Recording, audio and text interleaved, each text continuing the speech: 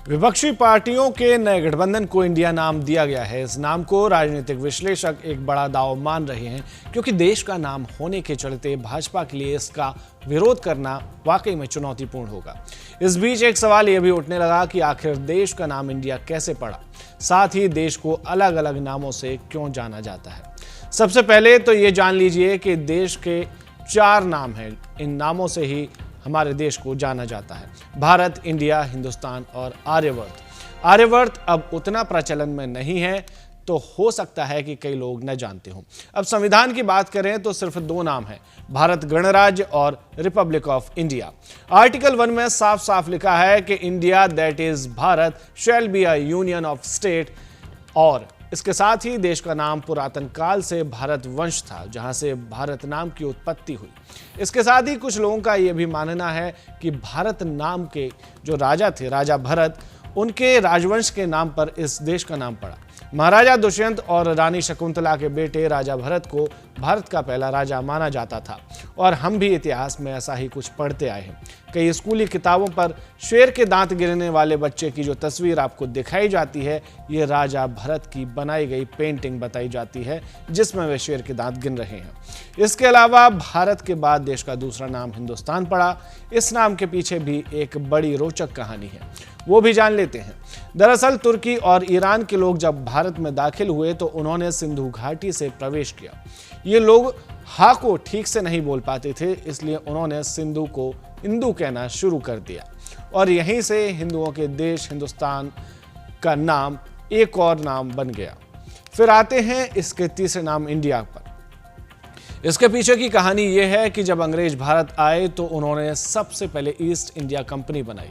इसके बाद जब अंग्रेजों ने धीरे धीरे शासन करना शुरू किया, उन्होंने हिंदुस्तान बोलने में दिक्कतें समझ ली, इसलिए उन्होंने सिंधु घाटी से ही एक और नाम निकाला। दरअसल उस जमाने से लेकर आज तक सिंधु घाटी को इंडस वैली भी कहा जाता है, और इंडस को लैटिन में इंडिया कहते हैं। यहीं से भारत का नाम इंडिया पड़ गया और दुनिया में इस नाम को खूब प्रसिद्धि मिली। यहां तक कि इस नाम को लेकर इस कदर अपना लिया गया कि कॉन्स्टिट्यूशन ऑफ इंडिया से लेकर मेक इन इंडिया से होते हुए टीम इंडिया तक सब जगह इंडिया आधिकारिक रूप से लिखा गया है। मगर इतिहासकार ऐसा बताते हैं कि देश का सबसे पुराना नाम आर्यवर्त था। इतिहासकारों का मानना है कि आर्यों से पहले यहां इंसान नहीं रहते थे और आर्यों ने ही उनको बसाया, जिसके बाद इसे आर्यवर्त नाम दे दिया गया। वहीं इस मामले पर देश के विदेश मंत्री एस जयशंकर ने कहा कि जो लोग इस बात पर सवाल उठा रहे हैं वो मुझसे बात कर सकते हैं, जिसके जवाब में आरजेडी के सांसद मनोज झा ने बयान दिया है। नहीं, मेरे साथ आ जाए वो, मैं इनवाइट कर रहा हूं उनको, मेरे साथ आए। India that is Bharat article 1 है। 19 जुलाई से पहले जयशंकर साहब आपको ये बोलते हुए कभी नहीं सुना। थोड़ा आईना रखिए जयशंकर साहब, आप तो करियर ब्यूरोक्रेट रहे हैं, आपने अलग अलग सरकारों के साथ काम किया, आपको हो क्या गया? मैं तो आपसे सीधे तौर पे कहता हूं, 19 जुलाई से पूर्व, यानी जिस दिन इंडिया गठबंधन बना, कहां तक भागिएगा, कहां तक छुपाइएगा? हमारा टैगलाइन है, जुड़ेगा भारत, जीतेगा इंडिया। और यह भी कहूं कि हम शायद आने वाले दिनों में भारत के भी एब्रिविएशन करके इंडिया भारत अलायंस कर लेंगे। तब क्या कीजिएगा जयशंकर जी? मुझको चिंता इस बात की है कि फिर आपकी पोटली खाली हो जाएगी। Think big. एक देश के आप विदेश मंत्री हैं, इस तरह की हरकतों से ना लोग हम पर दुनिया में हंस रहे हैं। हमने क्या बना लिया अपने को? सिर्फ इसलिए कि एक अलायंस का नाम इंडिया हो गया तो साहब तमाम तरह के कुतर्क गढ़ने लगे। जचता नहीं है, पचता नहीं है जयशंकर साहब।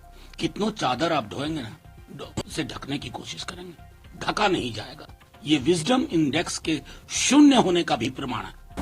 सर, लेकिन जो लोग भारत नाम का विरोध कर रहे हैं, ये उनकी मानसिकता को दर्शाता है। किसने विरोध किया? अरे ये इनको घोस्ट आता है क्या सपने में? भूत प्रेत देखने लगे हैं ये लोग। ये डर, ये हताशा, हम तो प्रतिदिन कहते हैं सुबह शाम, इंडिया दैट इज भारत, और ये हम नहीं कहते, ये किताब कहती है। अनुराग ठाकुर जी, किसी नेता के आत्ममुग्धता में इतना विवश और बेबस मत हो जाइए ना कि इस किताब को दरकिनार करने लगी। कोई नहीं, भारत पे गर्व है, इंडिया पे गर्व है, हिंदुस्तान पे गर्व है। क्या क्या छीन लोगे? क्या क्या उठा के ले जाओगे यहां से?